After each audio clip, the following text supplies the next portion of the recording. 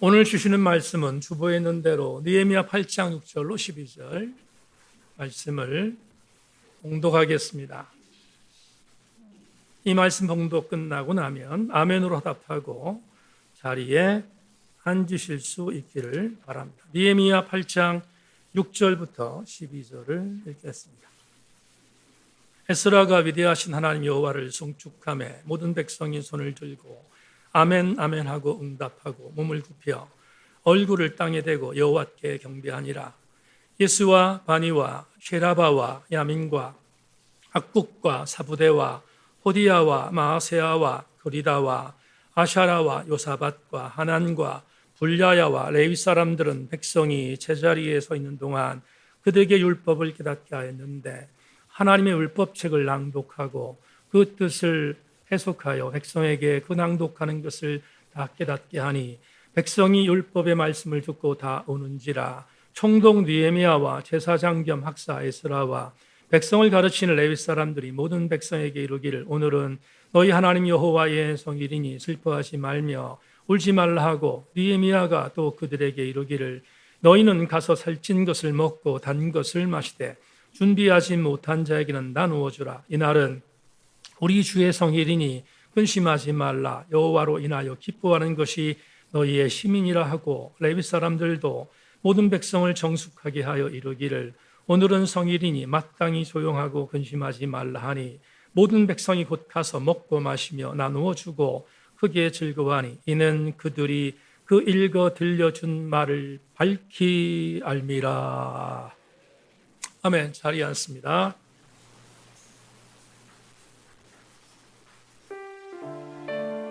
큰 소리로 찬양해 주기를 부탁합니다.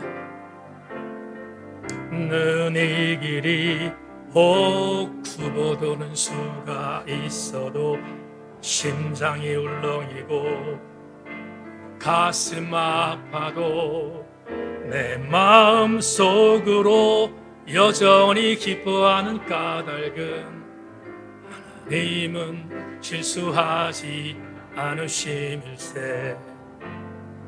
내가 세운 계획이 꼭 빗나갈지 모르며 나의 희망 덧없이 쓰러질 수 있지만 나 여전히 하시는 주님을 신뢰하는 까닭은 주께서 내가 가야 할 길을 잡으심일세. 아멘 아멘. 은밤 어둠이 깊이 날아는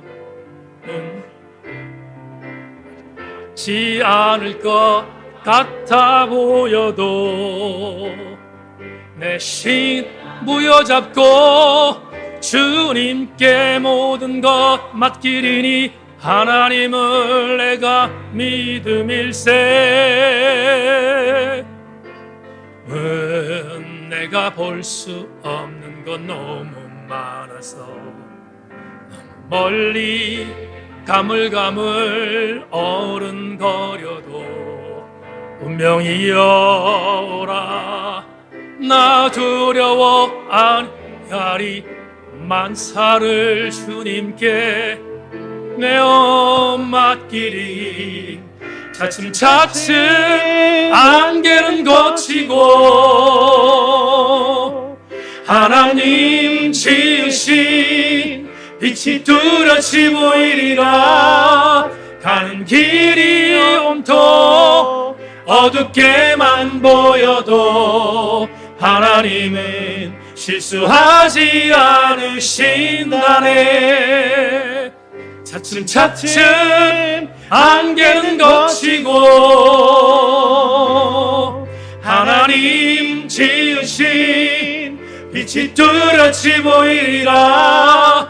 가는 길이 온통 어둡게만 보여도 하나님은 실수하지 않으신. 가는 길이 온통 어둡게만 보여도 하나님은 실수하지 않으신다네. 하나님은 실수하지 않으신 고백합니다. 하나님은 실수하지 않으신다네.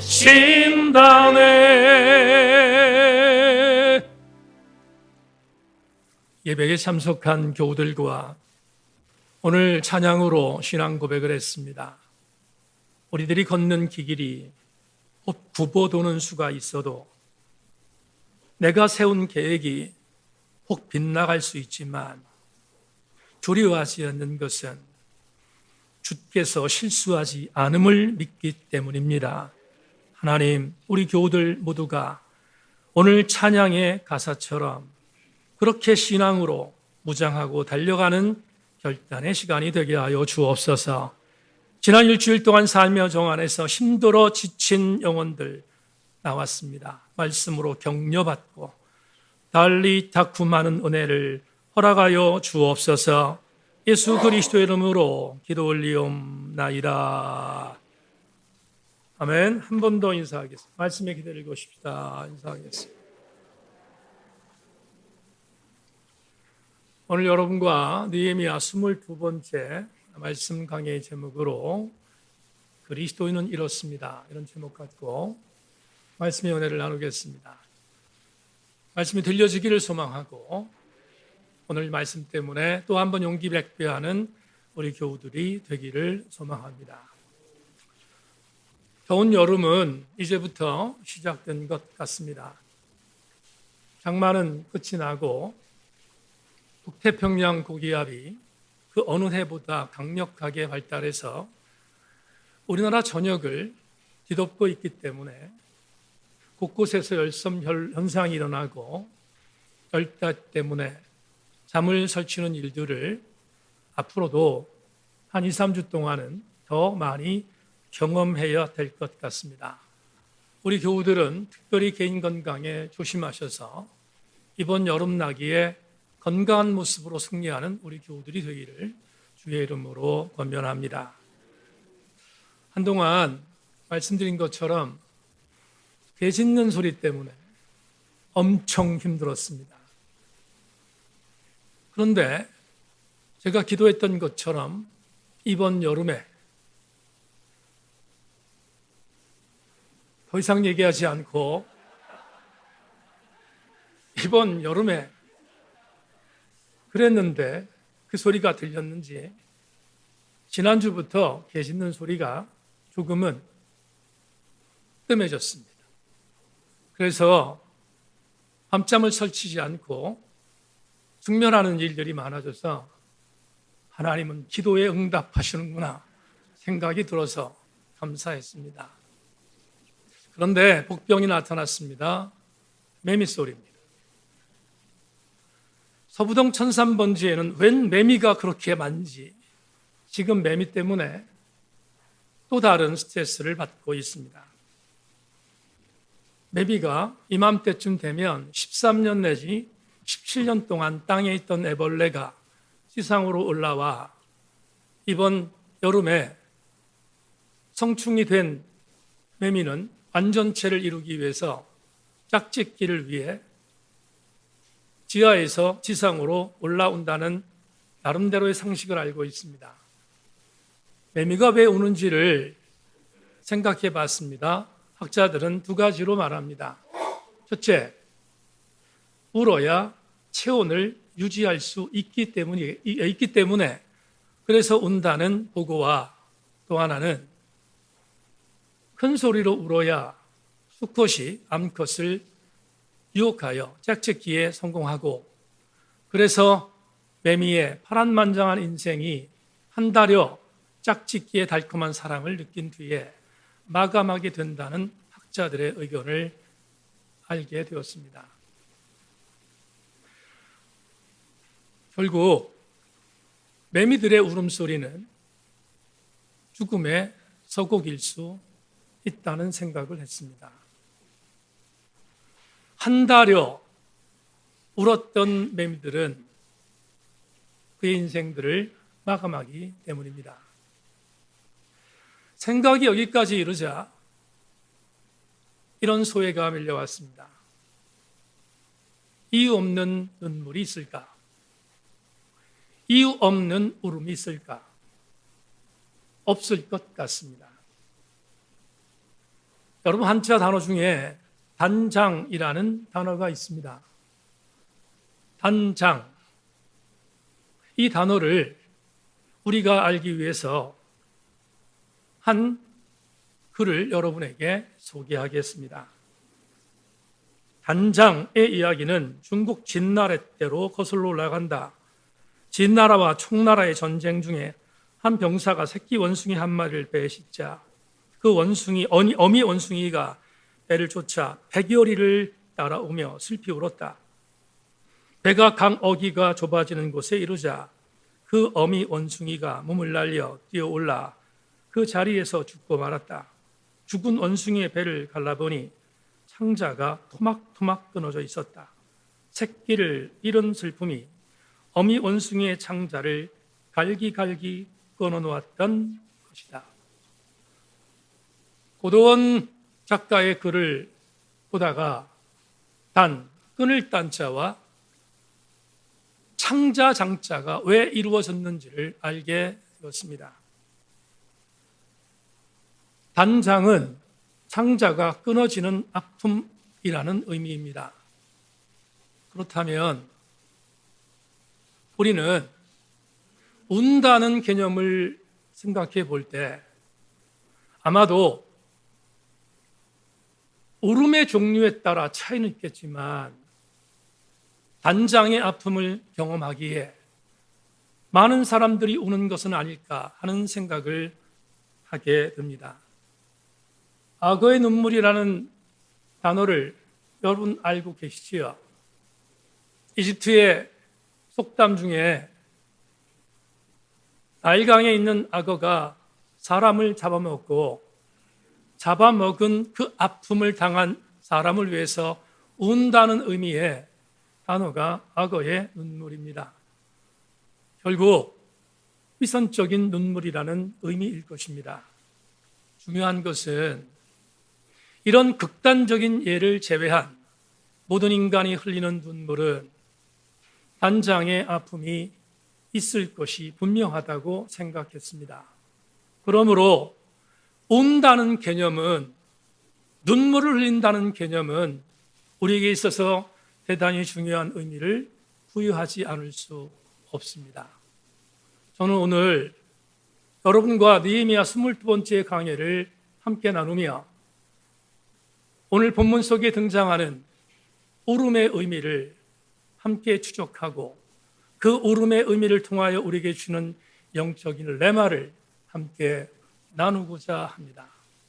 본문 여행으로 여러분을 초대합니다. 본문 9절 전반절을 보면 이렇게 기록되어 있습니다. 백성이 율법의 말씀을 듣고 다 우는지라. 다시 한번 읽겠습니다. 백성이 율법의 말씀을 듣고 다 우는지라. 이제부터 이 구절을 중심으로 하여 오늘 본문 전반의 내용들을 주의하고 여기에 주시는 레마를 받겠습니다. 9절 전반절에 기록되어 있는 우는지라라는 히브리어 바칸을 저는 지난 수요일 설교를 통하여 교우들에게 이미 말씀드렸습니다. 야곱과 에서가 20년 만에 야복 나루터에서 극적으로 만나 화해하는 장면을 지난 수요일 예배를 통하여 여러분과 함께 나누었습니다. 그런데 자기를 죽일 걸로 알았던 형 에서가 야곱을 만나자마자 야곱의 목을 어근 맞추고, 우리 개역개정판에 어근 맞추고라는 이 단어는 목을 끌어안았다는 의미임을 말씀드렸습니다. 그리고 목을 끌어안았던 형 에서가 곧바로 동생 야곱의 목을 끌어안은 뒤에 울었다라고 표현했는데, 이때 울었다라는 히브리어 단어가 바카입니다. 이 바카는 오늘 본문에 기록되어 있는 9절에 운다라는 단어와 동일한 단어입니다. 이 단어는 문자적인 의미가 그냥 우는 것이 아닙니다. 통곡하는 것입니다. 생각해 보면 통곡의 의미는 단장의 아픔을 전제하지 않겠습니까? 그냥 우는 것이 아니라 통곡한다는 것은 분명히 단장의 은혜를 아니면 복선을 갖고 있는 것이 아닐까 생각합니다. 그렇다면 오늘 에스라가 전하는, 에스라가 읽고 있는 모세율법책을 들었던 예루살렘 수문학 광장의 거민들이 왜 박하했을까? 질문해 봐야 합니다. 무엇 때문에 그들이 울었을까? 질문을 던져 봐야 합니다. 설교 준비하다가 이런 생각이 들었습니다. 여러분, 오늘 본문 8장은 지난 설교도 말씀을 드렸지만 대단히 중요한 성경입니다. 목회 30여 년 동안 힘들고 어려울 때마다 저는 로마서 8장과 느헤미야 8장을 붙들고 일어섰습니다. 그만큼 저에게는 오늘 본문 8장은 대단히 중요한 텍스트이기 때문에 이 본문이 우리 교우들에게도 대단히 중요한 본문으로 설정되기를 소망하고, 더불어 왜 울었는지에 대한 답을 지금부터 나눌까 합니다.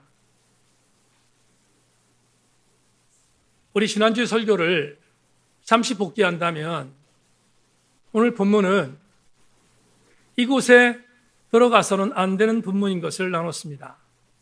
왜냐하면 느헤미야라는 단어가 나오기 때문입니다. 그런데 느헤미야와 에스라는 시간적인 차이가 있는 동시대적인 사람이긴 했지만 시간적인 차이가 있기 때문에 느헤미야 8장에 이 본문이 들어가는 것은 어색하다라고 말씀드렸습니다. 지난주에 말씀드린 것처럼 사춘희 교수와 함께 이 내용을 의논하고 그리고 함께 개진하다 차 교수가 힌트했던 내용을 우리 교우들에게 말씀드린 적이 있습니다. 본문 8장은 에스라 7장과 8장에 들어갈 야 본문입니다. 그런데 왜 여기 들어갔을까? 이유는 간단합니다. 느헤미야 저자의 착각이든 아니면 구전으로 전해왔던 아니면 이미 기록되어 있는 두루마리 성경을 옮겨 적는 가운데 필사자들이 착각할 수 있는 가능성이 있음을 말씀드렸습니다. 그러나 분명한 사실은 오늘 성전은, 오늘 이 본문은 두 가지 의미를 다 가질 수 있다고도 말씀을 드렸습니다.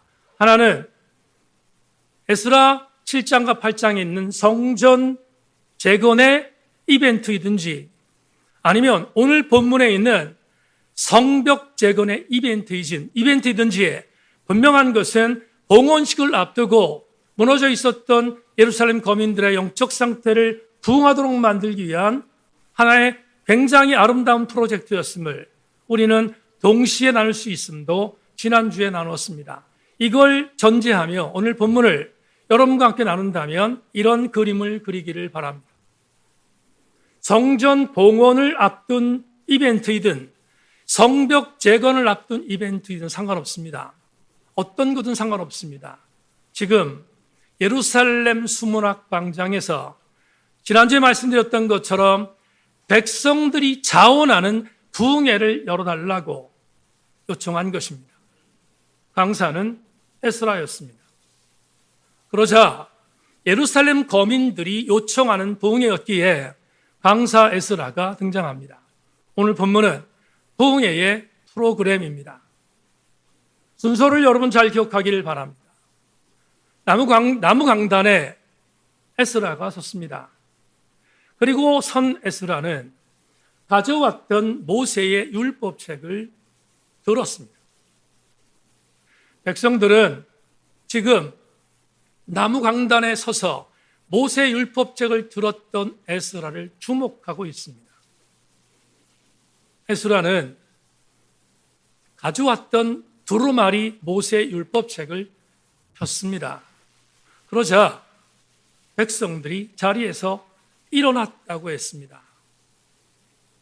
기대함입니다. 일어났습니다.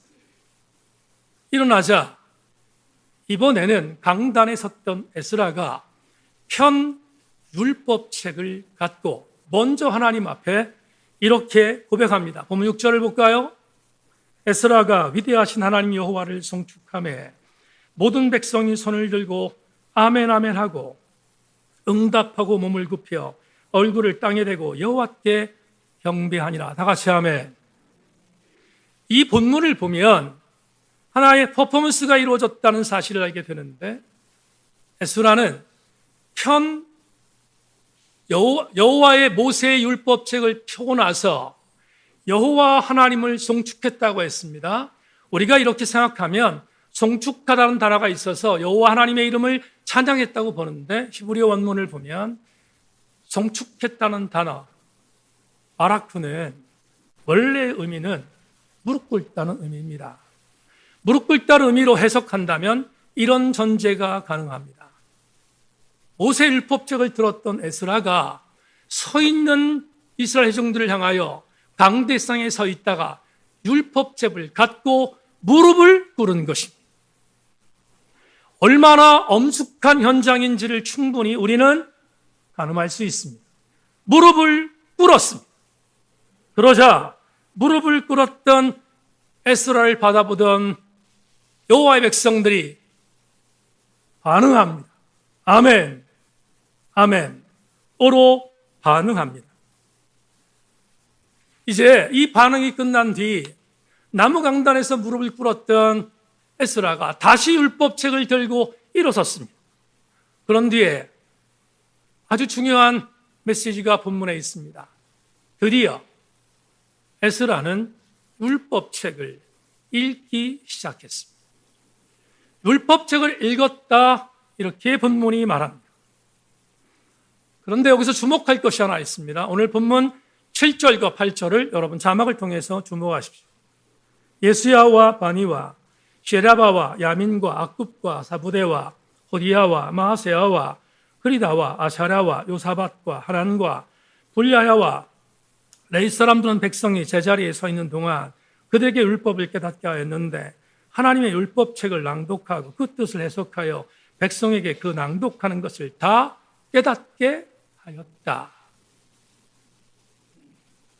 한 번 더 읽겠습니다. 깨닫게 하였다. 이렇게 사역을 감당했습니다. 여기서 우리는 또 하나의 질문을 던져야 합니다.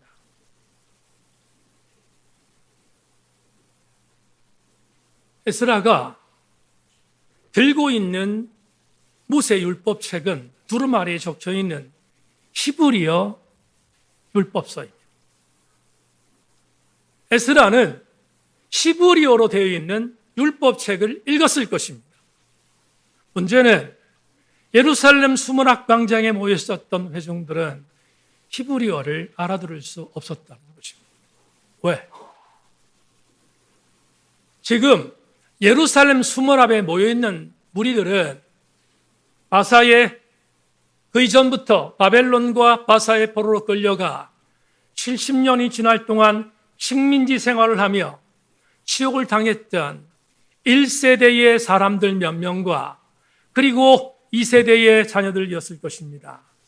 그들이 1차 포로 귀환 때 42,360명이 돌아왔고 에스라 때 약 5,000명이 돌아왔다면 그들은 1세대는 몇 명, 그리고 2세대는 상당수가 있었을 것입니다. 그러기에 그들은 거의 대부분 2세대인 것을 전제한다면 그들은 모국어였던 히브리어를 잃어버릴 수 있는 가능성이 많습니다. 도리어 그들은 바사의 언어와 그리고 유대인들의 전통적인 상황으로 함께 행행했던 아람어 정도를 알아들을 수 있었을 것입니다. 페르시아어와 아람어에 익숙해 있었던 회중들은 모세 율법책을 읽고 있었던 에스라의 율법 낭독을 알아들을 수 없었을 것입니다. 그렇다면 이 일을 어떻게 했을까? 오늘 본문에 나오는 13명의 지성적 지도자들이 있습니다. 그리고 이 지성적 지도자들과 더불어 함께 강대상 앞에 있었던 레위 사람들이 있습니다. 여러분 그림을 그리십시오. 이들이 에스라가 율법을 읽으면 그 율법을 통역해 준 것입니다. 소영돈 박사의 주석서를 보면 이들 전체는 통역의 봉사를 아끼지 않았다고 말합니다. 통역해 주었습니다. 또 하나의 놀라운 사실은 에스라는 히브리어로 되어 있는 율법을 읽은 것으로 끝낸 게 아니라 오늘 본문에 있는 것처럼 그 읽은 율법을 interpreting, 해석했습니다. 해석하는 것도 역시 알아들을 수 없었을 것입니다. 해석조차도 지성적 지도자들이 통역해 주었습니다. 그러자 통역해 준 은혜가 임하자 오늘 본문은 굉장히 중요한 감동을 줍니다. 오늘 9절로 다시 가겠습니다. 본문 9절, 백성이 율법의 말씀을 다 듣고 우는지라. 총독 느헤미야와 제사장경 합사 에스라와 백성을 가르치는 레위 사람들이 모든 백성에게 이르기를 오늘은 너희 하나님 여호와의 성일이니 슬퍼하지 말며 울지 말라 하고. 그렇습니다. 알아들을 수 있는 언어로 통역해 준 율법과 해석해 준 율법의 말씀을 들었던 수문학광장의 예루살렘 거민들은 드디어 울기 시작했습니다. 우리는 또 한 번 질문해야 합니다. 율법을 들었을 때 수문학광장에 있는 백성들이 왜 울었을까? 우리는 이 부분을 또 한 번 접근해야 합니다. 분명히 성경은 울었다고 말합니다. 이 울음은 악의 눈물이 아니었을 것입니다. 이 울음은 진정성이 있는 울음이었음이 분명합니다. 그렇다면 왜 예루살렘 거민들이 울었을까? 충분히 추론이 가능합니다. 이스라엘 신앙 공동체는 다윗의 선민 공동체입니다.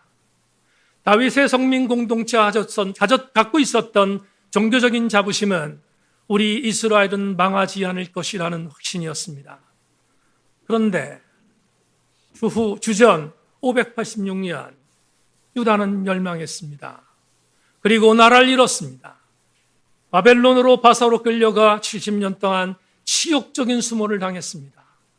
그러다가 바사의 고레스에 칙령에 하여 극적으로 돌아온 사람들이 보러 귀한 자들입니다. 그렇다면 수문학 광장의 부흥회를 통하여 에스라가 선포하는 선포의 말씀을 듣고 울었던 이유를 우리는 분명히 기억할 수 있습니다. 상상해 보십시다. 만에 하나 이것이 성전 봉헌을 앞둔 에스라 7장과 8장의 메시지라면 거기에는 1세대의 사람들도 몇몇 있었을 것입니다. 몇몇 있었던 1세대 사람들은 자기의 자손들에게 말합니다. 이 장소에 솔로몬의 성전이 있었어. 이 예루살렘 수문학광장에 솔로몬의 엄청난 휘황찬란했던 성전이 있었어. 근데 지금 보이는 것은 수룹바벨 제2성전입니다. 볼품없습니다. 학계 연자를 통해 말한 것처럼 초라하기 그지없는 이 성전입니다. 그렇다면 그들은 이렇게 생각했을 것입니다. 우리가 왜 이런 수모를 당해야 하는가? 우리가 도대체 왜 이런 고통을 당해야 하는지 묻고 물었습니다. 그러다 그들은 에스라의 강해를 통하여 깨달았습니다. 우리가 이런 수모를 당한 이유는 하나님께서 우리에게 허락하신 언약의 파기의 주범이 이스라엘이라는 것을 알았습니다. 그리고 그들은 동의하기 시작했습니다. 그들은 자복하기 시작했습니다. 우리의 죄 때문에 이렇게 됐다고 그들은 다시 하나님 앞에 회심하기 시작한 것입니다. 그러니 그들은 울 수밖에 없었습니다. 여기까지가 9절 전반절 해석입니다. 오늘 레마로 가기 위하여 마지막 주의를 하겠습니다.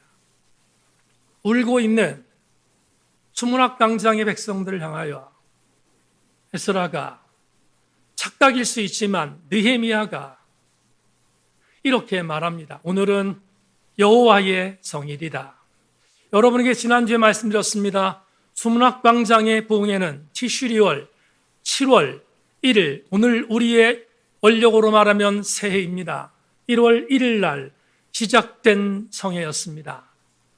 이스라엘은 바벨론 포로로 끌려가 절기를 지킬 수 없었습니다. 그들은 아무리 아름다운 절기를 하나님이 주셨다 할지라도 지킬 수 없었습니다. 왜냐하면 이방 땅에 포로였기 때문입니다.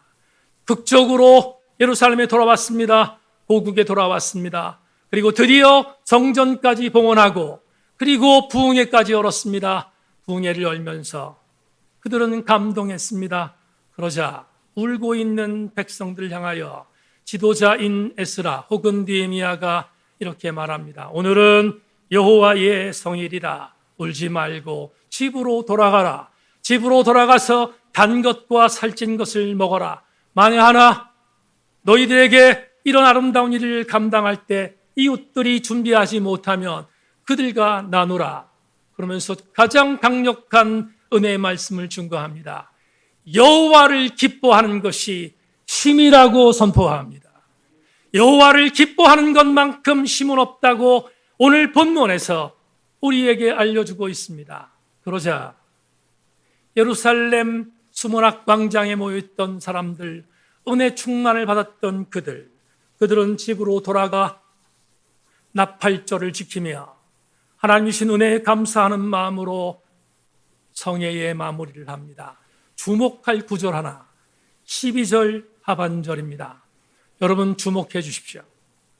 그들이 그 읽어 들려준 말을 밝히 알미라. 성도들이여, 다른 애가 아니었습니다.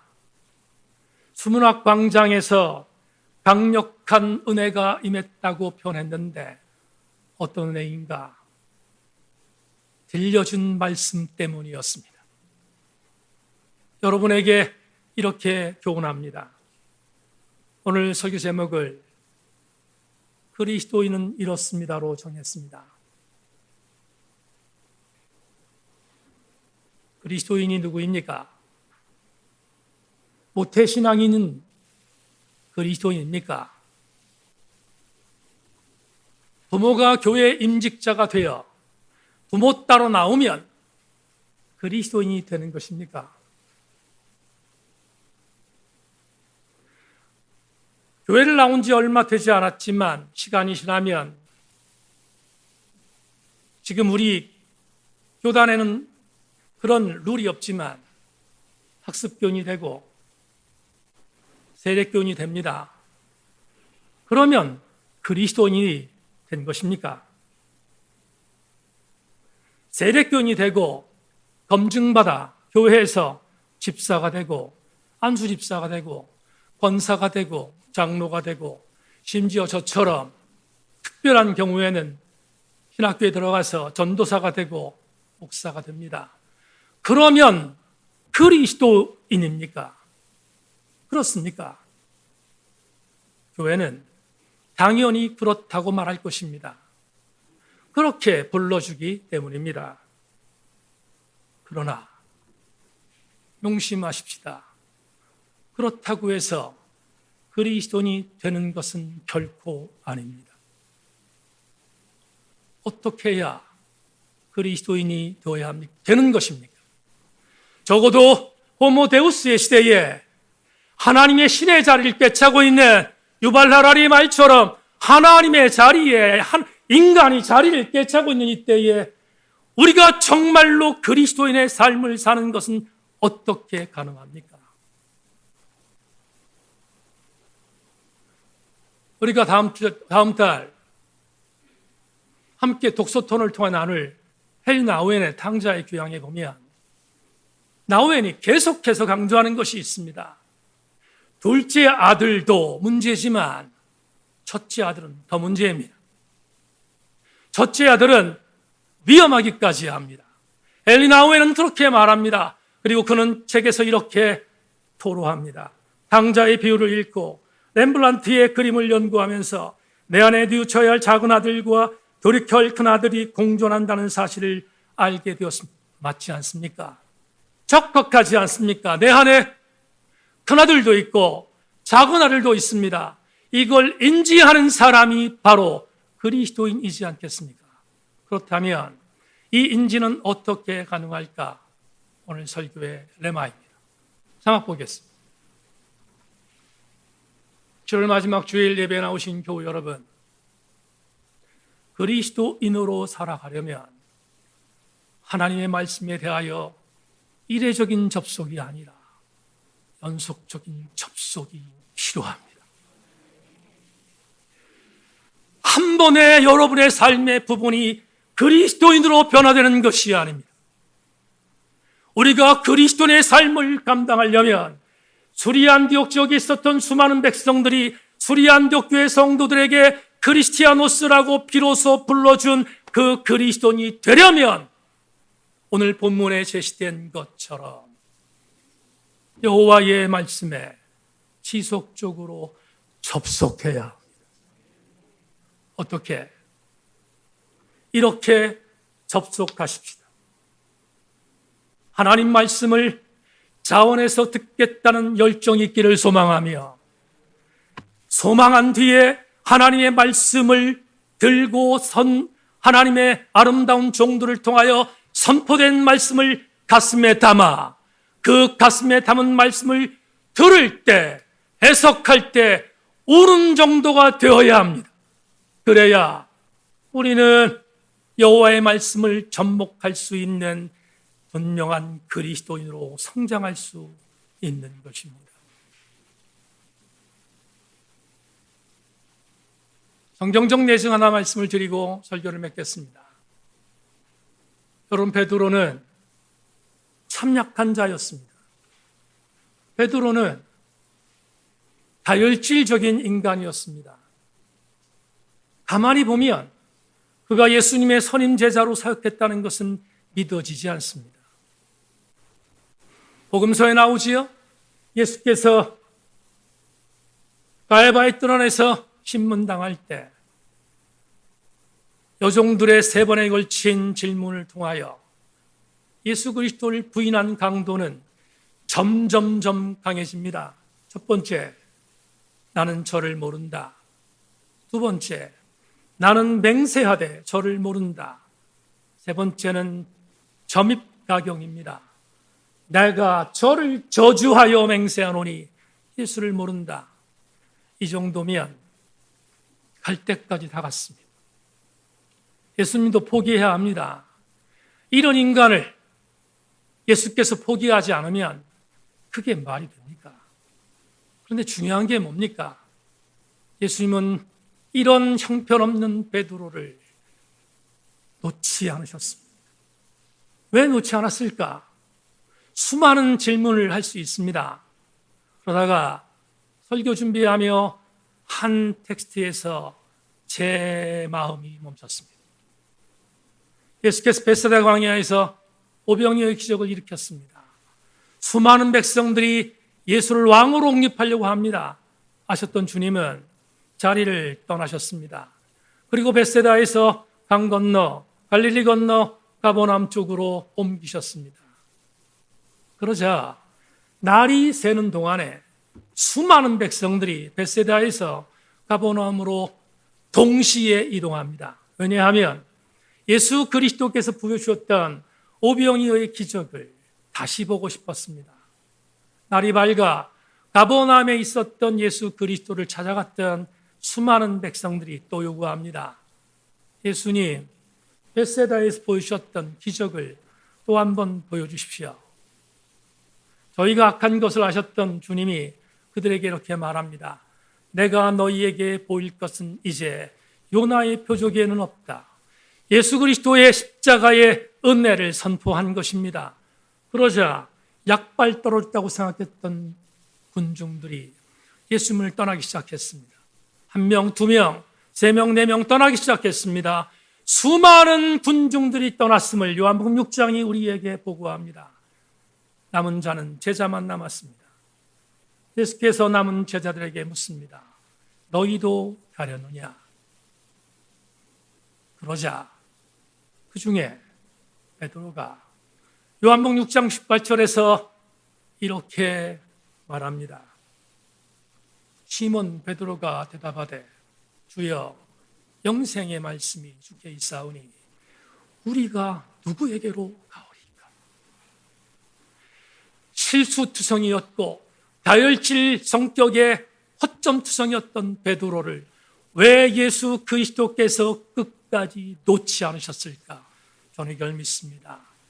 저놈이 실수투성이지만, 저놈이 문제 많지만, 저놈이 다혈질적이지만, 저놈이 감정적이지만, 저놈에게 성령의 능력이 임하여 하나님 말씀으로 가르치면 만들어 가 하나님의 능력자로 세울 것을 주님이 알고 계시지 않았겠습니까? 베드로의 가장 큰 장점은 그는 말씀을 붙들었다는 것입니다.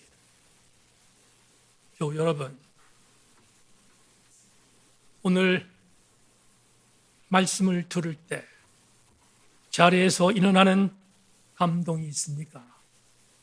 말씀을 들을 때 아멘 하면 응답하지만 자리에서 일어나 말씀을 해석할 때 그 말씀을 듣고 통곡하는 감동이 여러분에게 있습니까? 그렇다면 여러분은 하나님이 만들어가는 하나님의 사람들, 그리스도인일 수 있습니다. 이제 말씀 맺겠습니다.